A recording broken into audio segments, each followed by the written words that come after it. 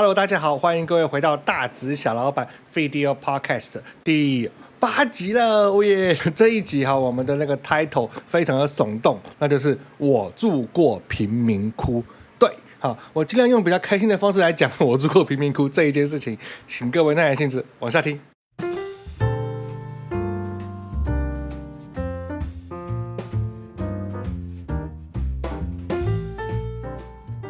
你住过贫民窟吗？你住过贫民窟吗？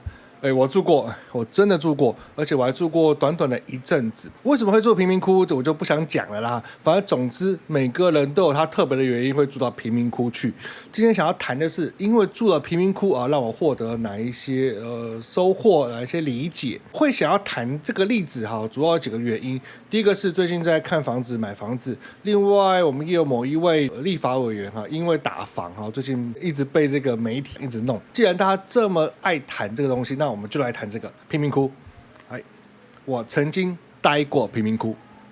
我待过贫民窟的时间并不是很长，大约只待了1个礼拜吧，应该1个礼拜不到。贫民窟是一个非常特殊的环境，我那个时候待的位置大约是在台北市的市中心。我当时的记忆中应该是建国南路还是新生南路上面。然后我住的地方是2楼，我们那个贫民窟是一整栋都是一个房东的。那我们从贫民窟望出去可以看到高架桥，也可以看到公园，旁边不远处就有不错的豪宅，然后车水马龙的地方。底下1楼的地方就是卖吃的，有卖很便宜的吃的，很便宜的自助餐，有很多计程车司机或是一些做工的人会在那边吃饭。贫民窟真的是贫民窟，没跟你开玩笑。那我刚刚还特别去这个Google Map 看就发现奇怪，怎么找不到了？所以可能已经被拆了，可能被整治了，也有可能那个时间太痛苦，所以回想不起来，选择性遗忘。好，难以想象的条件，很多网友会戏称自己住贫民窟，可是我觉得这真的不是贫民窟了我那个房间大致上是长2公尺，宽2公尺，刚刚好，长2公尺，宽2公尺。就是把手伸开之后，然后再多一点点的位置，放了一个单人床一个大概只有80公分的桌子，然后一个80公分的衣柜，就这样。然后高度也没有很高吧，高度大概2.5米、2.4米吧。上面还可以再放点柜子什么的，让我把行李箱往上面放。床底下也可以放东西。我记得是一个非常硬的弹簧床，然后没有对外窗我的对外窗是对在这就是房子的走道。看到是房子内部，因为空气不流通，所以门都是要开着，然后用这个电扇把空气带进来。然后灰暗暗的，很可怕，很可怕。现在想起来真是难以想象，我真是能屈能伸。好，来，好，房东不是坏人房东不是坏人。很多人听到我刚才讲这么夸张的地方之后，就觉得是不是房东虐待我们坏房东、黑心房东？其实我觉得反而不是。在这边，我先替房东讲个话。我住的那个贫民窟那他1个月的租金才3000块而已，3000而且如果你准时交房租，你没听错，如果你准时交房租的话，还优惠500块，所以只需要1个月2500。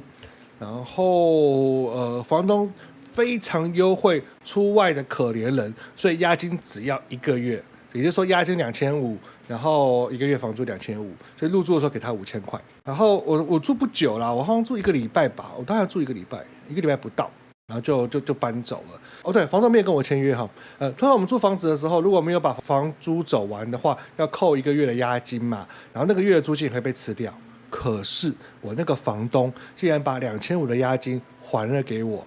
并且还跟我说，我只住了很短的时间，所以他只跟我收500块的租金。房东真的很好所以说不要再觉得贫民窟的房东都是坏人，其实不是。至少在那个例子里面，我觉得房东反而是个好人。如果以后后面有机会，我们再来谈这些特殊的房产的例子，咱们就不再多提。好，我们转进我们今天想要提的主题，那就是贫民窟的世界。贫民窟的世界，住在贫民窟里面很多人想说，为什么到底哪些人住在贫民窟？贫民窟的生活是什么？贫民窟是怎么样子的状况？这边来和大家提一下。可是我住的时候是很久以前，20年前吧，有吧？快20年前了，所以没有照片，那时候手机也不能拍照，没有留下那些影像处理。所以我提几个我那时候的邻居他们的生活状况，来让大家想象一下贫民窟是一个怎么样的社会。领日薪的底层劳工，在我们那一栋我记得我忘记实际上的层数了，应该是1楼有一点点，然后2楼、3楼，好像4楼也有吧，顶层加盖。大多数的住户是底层劳工，也就是他们比较像是做水土的，做水泥的工厂的劳工，一日劳工，他们是领日薪的，也就是他们做一天领一天，算是这个社会中最辛苦的劳工阶级。但是说句实话，其实他们领的日薪并不低。以那个时候我印象中，好像那时候日薪就到1200吧，1200、1500了，其实并不低。他虽然很辛苦，可是并不低。可他们工作时数不确定，有时候今天有工作，明天就没工作，或者有时候工作1个礼拜，然后之后就休息1个礼拜。有时候他做了1个礼拜之后，可能下个礼拜有没有工作，或是有些时候他可能做了3天之后，把自己累到了，然后伤到了，他就不能接工作，或是他不想接工作，就不一定明天会有工作，所以他的收入是不固定的。当我去看这些底层劳工的时候，他们的日子其实不是那么顺有一餐没一餐，这是最多底层劳工。再来，街边的摊贩，在贫民窟里面少部分邻居是街边的摊贩，他们就是在路边摆摊的那一种在夜市摆摊的啦，或者是说这个拿个小推车在路边卖东西的那种人，很可爱。为什么要做贫民窟？因为他在市中心，所以他推着小餐车出去卖东西的时候比较容易。那包含刚才上面提的那个领日薪的劳工也是一样，他们为什么住在这里？就是因为在城市的市中心比较好找零工，有比较多的装潢，比较多的土木，比较多的像举牌子之类的，他们才可以去做。那这边的摊贩他们的薪水就更不稳定了，有时候被其他开单，然后有时候到处跑，哪边热闹哪边去，一天卖不完的东西还分我们吃，非常感谢他们。感谢。好，再来我提的是很特别的工作。对，很特别的工作。我们那一栋里面有2位是非常特别的工作，一位是管理员，他本身不负责做任何事情，那个房东给他很低的薪水，而且没有收到房租，他就住在那边负责管理这一栋负责管理这好多间，我也忘记几间了，20间可能有。那他的工作就照顾我们，然后帮我们和房东沟通因为你知道社会底层的人有时候不是那么好沟通，他负责他们瞧这些事情，负责维持安宁。可虽然晚上还是很吵。好，另外还有一位房客，他的工作是性工作者，工作就是负责在那一区就是提供性服务，很便宜，我忘了多少钱了，反正就几百块而已，非常便宜，薄利多销为主。你可以去他房间提供性服务，或者他也可以去你房间提供性服务，反正房间也都很小。我没有见过他本人，可是我好奇问过管理员，那个人怎么样？他说就是一个50岁的阿姨之类的，也是过得很辛苦然后也是为甘苦人提供这样子最基本的性服务。我想他在这边住提供这样子的工作一定有更特别的原因，可是很可惜我住的时间很短，我没有继续深入这些故事。那为了不要让这个 podcast 的气氛太阴沉，我们就此打住，下一个主题。贫民窟的陷阱前面已经形容过贫民窟的样子，各位应该就可以幻想到贫民窟大致上的状况。如果说还是想象不到的话，可以想象一下我们在香港看到很小的房子然后很差的环境，就差不多是那个样子。然后光线调暗一点点，然后点那种小小的黄黄的灯，就差不多那个感觉。可是在贫民窟本身居住，其实是有很多很吊诡的事情的。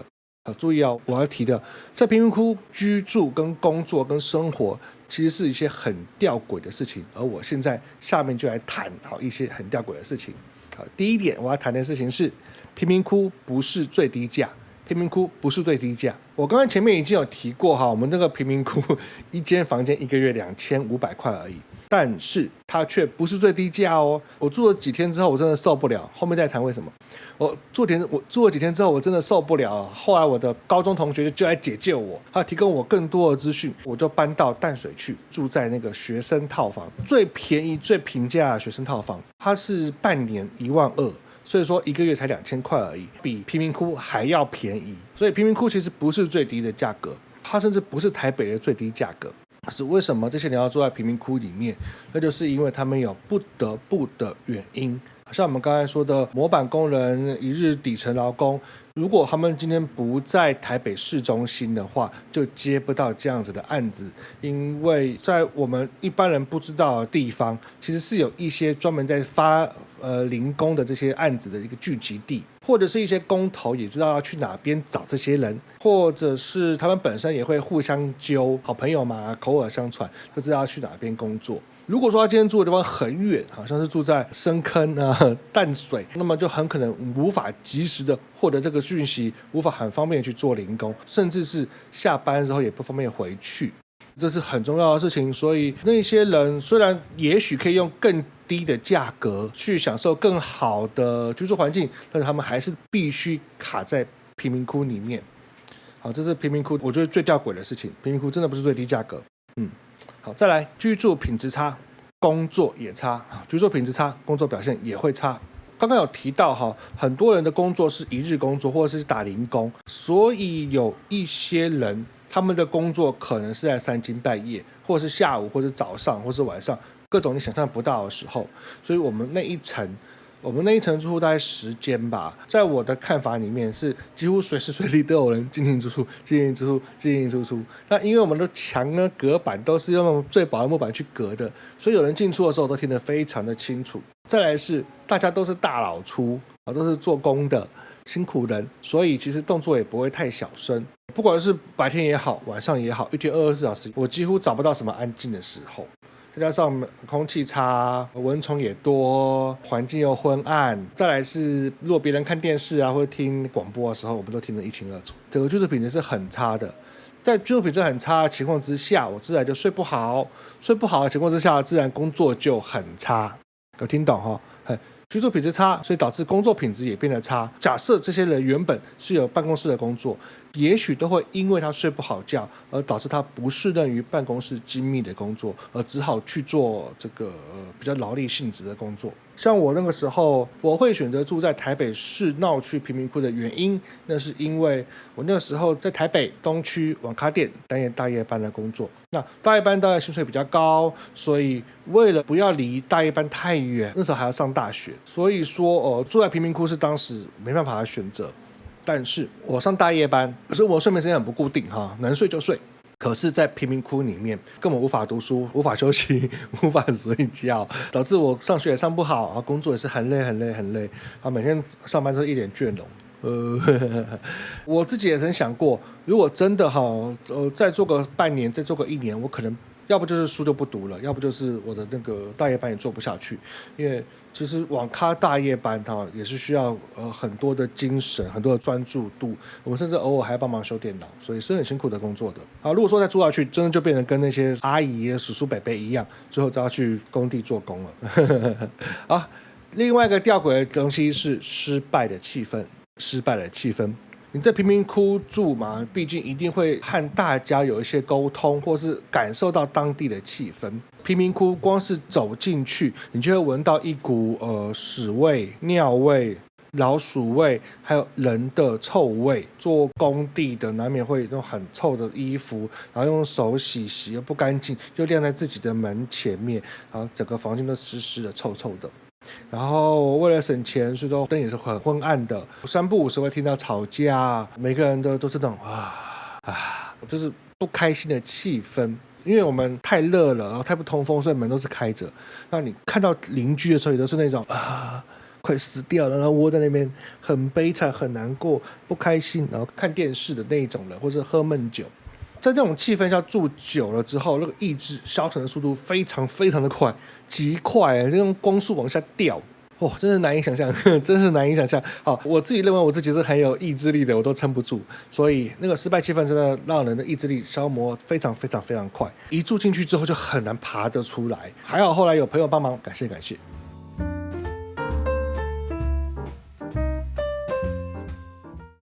成功离开贫民窟。我们刚才说这个贫民窟有很多痛苦的事情好在那个时候我就成功了，可以离开贫民窟。再感谢一下我高中的这个好朋友凡哥感谢你。如果说我们后面有机会的话，请凡哥来和我们大家聊一聊，他也有很特别的人生经验，比我丰富多了。好，来我们来谈如何成功离开贫民窟？首先第一点，降低不必要的支出，降低不必要的支出。我们刚刚一开始有提哈，贫民窟其实不是最便宜的地方，所以对我来讲，像贫民窟其实反而比较贵。朋友带我去住这个淡水的最便宜的学生雅房的时候，反而比较便宜，所以呢，这时候我就降低了不必要的支出，而且在台北市吃饭还比较贵。虽然那个贫民窟楼下有那个很便宜的自助餐，可是在淡水吃饭更便宜，哦耶！淡水真的好地方。也因为我那时候住在贫民窟，所以我会觉得我不想回去读书，我不想回去写功课，我也不是很喜欢那边的环境，所以反而我会花更多的钱在不必要的地方上，像是我会去咖啡店坐着。对了，不好意思穷住贫民窟还去咖啡店，对，去咖啡店读书，需要安静的地方读书。或者是说这个晚上的时候我就不想回去，有时候好累睡不着，那一天我就在我工作的网咖包一个包厢，用员工价睡了几个小时，可是那几个小时也要花钱也是钱呢。其实员工价再便宜也是要钱，这些都属于不必要的支出。甚至是我的邻居也好，他们住在贫民窟不开心，所以他们抽烟，他们喝酒，他们赌博，他们买春，那这些东西都使得不必要的支出大大增加所以贫民窟反而不见得比较省钱。所以要逃离贫民窟最重要的事情是降低不必要的支出，这很重要。有时候贫民窟反而花钱花的比较多如果说你今天的人生刚好困在一个低潮像贫民窟的地方的时候，也注意降低不必要的支出，很重要。第二点，提高工作所得。像刚刚有说住贫民窟睡不好，住不好，心情差，整个环境差，会使得我的工作表现也变得很差。工作表现差了之后，我就拿不到一个比较好的工作所得，拿不到好的工作所得，那就只好去做最低薪的工作。那像我刚才说的，网咖大夜班如果做不了，那只好去做超商大夜班，那薪水自然就往下掉。如果再做不好，我可能大夜班也不能够做全职，只能做兼职的。那如果说再差下去，那可能真的要去打零工了。所以如果说要逃离贫民窟，很重要的事情是在你的工作表现或在你的整个人的精神跟你的力气往下掉之前，赶快离开它，然后去找一个有比较好的工作所得的地方。像我刚才提到嘛，我那时候在网咖当大夜班，为了要离开贫民窟，所以那时候我还找了另外一间网咖做什么正职工作，我就去那边应征做正职的工作。原本大夜班好像只有8个小时吧，而且不是每天都有排班，可是我就去另外一间淡水的网咖去当好像12小时的班吧，去值12小时的班，然后而且是一个月上26天，一天上12小时，去稳定的提高工作所得，好让我可以离开我的贫民窟。所以我搬到淡水之后，就是收入增加一些，然后费用降低很多。对，成功逃离贫民窟，这2个重点很重要。好，第3个，改变生活的环境。在贫民窟里面，所有的人都是垂头丧气的，意志消沉的。我跟他们一起住久了之后，我也变成那个样子。这不是只有贫民窟的问题如果说你今天你身边的朋友或者你周遭的环境也是这个样子的话，那自然的你的那个心态就会变得很差，处于一种不开心的状况。从我搬到淡水之后，就立刻不一样了。跟一群大学生住在一起，住在学生宿舍里面，他们毕竟也不会太有钱，可是毕竟是学生，阳光开心，吃饭的时候是跟学生一起吃饭，感受到无比的冲劲。虽然在住淡水的时候，我那一年休学了，但是他把我的这个心态就重新拉了回来，又回到一个正常的轨迹，好让我下一年继续我正常的人生。所以改变生活的环境很重要，很重要。像我刚才提的嘛，我搬去淡水，然后又有了正职的工作之后，我存了钱，然后我也有了基本收入。隔年我一面读大学，一面住外面，一面养自己，一面还过上不错的生活。好，所以改变自己生活环境很重要，把自己放到一个比较开心、比较正面、比较积极向上的地方，这样才逃得开来。好，然后接下来结论一下，我住过贫民窟。今天刻意来谈贫民窟的事情，最主要不是想谈贫民窟这一个住宅环境，我想谈的反而是我们的人生的感受吧。如果说今天不小心把你自己落在，或者把我自己落在一个比较痛苦的恶性循环里面的时候，要用不一样的方式去面对。那面对的方式是什么？绝对不是和那个环境、那个群体一起往下沉沦。不管是你住的地方是贫民窟也好，还是你的人生是贫民窟也好，还是你的收入是贫民窟，还是你的生活是贫民窟也好，还是你的家庭是贫民窟也好，不管，重点在于，当你发现自己困在一个恶性循环里面的时候，必须要想尽各种办法离开那一个环境，因为贫民窟的环境它就是一种陷阱，它就是一种一直把你往下拉的力量。很多时候我们认为我们跑不出去的东西，实际上都可以跑得出去。像我刚才提的，很多人会认为贫民窟的房价最低，没有，贫民窟没有最低，贫民窟的房价其实不是最低。很多人认为住贫民窟最省钱，可是其实没有，其实还有地方更省钱。很多人认为住贫民窟比较接近工作的地方可以更好获得工作，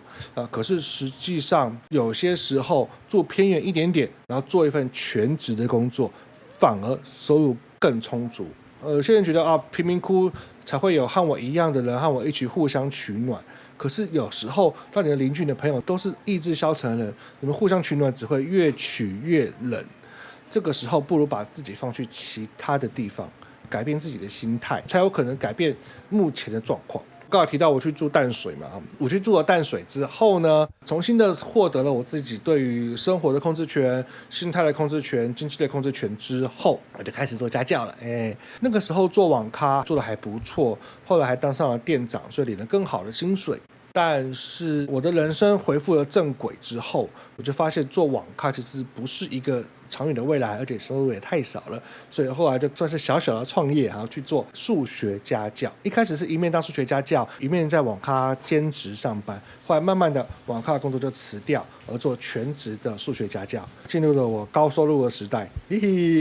大概花了半年到1年的时间，成功的摆脱贫民窟对我的限制跟影响。